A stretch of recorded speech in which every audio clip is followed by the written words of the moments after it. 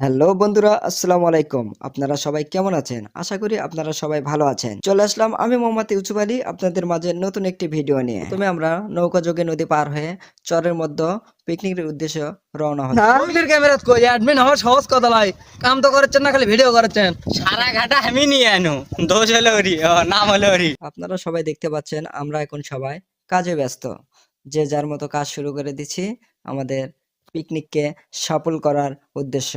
আমরা পিকনিকটি আয়োজন করেছি সারাগান্ধী চরের মতো প্রাইমারি একটি স্কুলে। সবাই আমরা যে যার মতো করে কাজ করতেছি। সকল প্রসেসিং শেষে আমাদের রান্নাবান্না শেষ।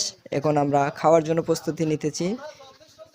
গ্রামীণ পরিবেশে আমরা খাওয়া দাওয়ার এই ব্যবস্থাটি করেছি বগুড়ার সেই ভাইরাল বিখ্যাত আলুঘাটি। প্রত্যেক এলাকারই কম বেশি ভাইরাল কিছু জিনিস থাকে, যেমন বরিশালে খেতার ঘাটটি আর বগুড়ার সেই বিখ্যাত আলুঘাটি দই। এই আলুঘাটি দইয়ের জন্য কিন্তু বগুড়া খুবই বিখ্যাত। এক কথায় সবাই চেনে এই সেই বগুড়ার দই বলে এবং আলুঘাটি বলে। সব কিছু আছে আমাদের এই পিকনিকের মধ্যে। আর সম্পাপু এখানে সালাদ তৈরি করতেছে। সব মিলিয়ে অসাধারণ ছিল আজকের এই দিনটি। সবাই মিলে অনেক মজা করলাম আজকে।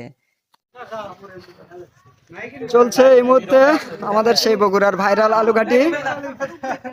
সে কলা পাতা করে খাওয়ার সেই পুরাতন যুগ থেকে চলে আসছিল বগুড়ায় আমাদের খাওয়া দাওয়ার একটা উৎসব, সেটাই আমরা উদযাপন করতেছি আলুঘাটি কলা পাতা করে। তো বগুড়ার তো দিনটি অনেক মজা ছিল। সারাদিন আমরা আনন্দ উল্লাস সবাই একসাথে অনেক মজা করলাম।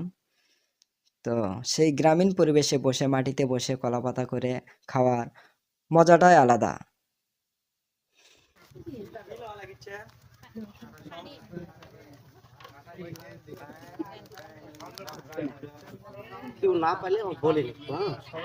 আমরা খাওয়া দাওয়া এই সেই বগুড়ার ভাইরাল আলুঘাটি সবাই একত্রিত হয়ে দেখেন আপনারা এই শম্পা আপু কত বড় একটা প্লেট লেছে, পুরো ডেস্কি নিয়ে বসছে।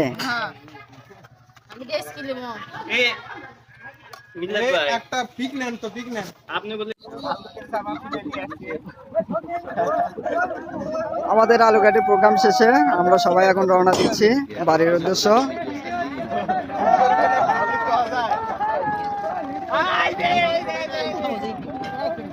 আর কে কে আছে আমাদের, আর কে কে আছে?